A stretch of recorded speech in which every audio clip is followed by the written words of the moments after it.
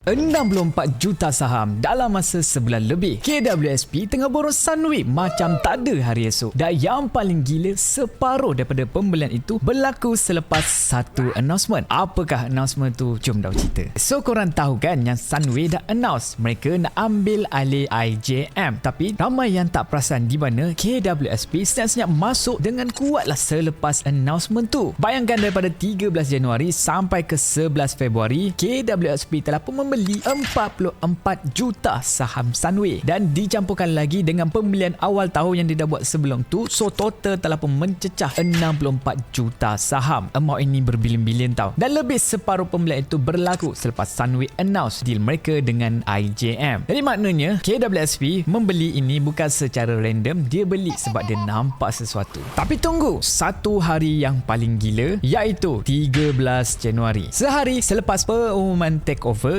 KWSP telah pun membeli lebih 10 juta Sunway dalam masa satu hari. Itu adalah pembelian terbesar sepanjang tahun ni. Volume trading hari itu adalah 22.3 juta saham. Hampir separuh pembelian ini, trading volume ini dikaitkan dengan KWSP. Apabila institusi sebesar KWSP masuk secara agresif macam ni, dia bukanlah sekadar tambah demand, dia hantar signal yang kuat kepada seluruh market di mana kami yakin dengan deal ni. Dan hasilnya pegangan KWSP dalam Sunway naiklah daripada 8.59% kepada 9.54% bersamaan lebih kurang 3.65 bilion ringgit. Jadi KWSP telah pun menjadi pemegang saham institusi ketiga terbesarlah dalam Sunway. Tapi di sinilah plot twist yang paling best, di mana KWSP bukan saja tambah Sunway je, diorang pun quietly naikkan pegangan dalam IJM daripada 18.43% kepada 20.48%, peningkatan 2%, di mana selepas mereka membelilah 71.84 juta saham IJM. So korang faham tak apa yang sedang berlaku sekarang ni, di mana KWSP memegang kedua-dua belah. Kalaulah deal takeover ini jadi, KWSP dah ada posisi yang kukuh dalam Sunway yang semakin besar tadi tu. Dan kalau deal tak jadi pun, KWSP masih lagi pemegang saham yang terbesar jugalah dalam IJM. So either way, KWSP menang. So apa next? Pemegang saham IJM ada masa sampai 6 April saja untuk decide, accept atau tolak tawaran Sunway. Kalau semuanya berjalan lancar, proses takeover ini dijangka selesai sekitar kuartal 3 2026. So cerita ini belum habis lagi. Jadi sekarang soalan dia, kalaulah KWSP yang manage duit pencen rakyat Malaysia pun confident nak masuk kuat macam ni, sebab kita tahu KWSP takkan main-main lah dengan duit kita, duit pencen orang ni kan. So apakah signal yang korang boleh ambil dari situ? Jadi guys, komen pendapat korang dan yang paling penting, like video ni, share, follow Daus untuk dapatkan lebih banyak update terkini pasal dunia pelaburan. Ciao.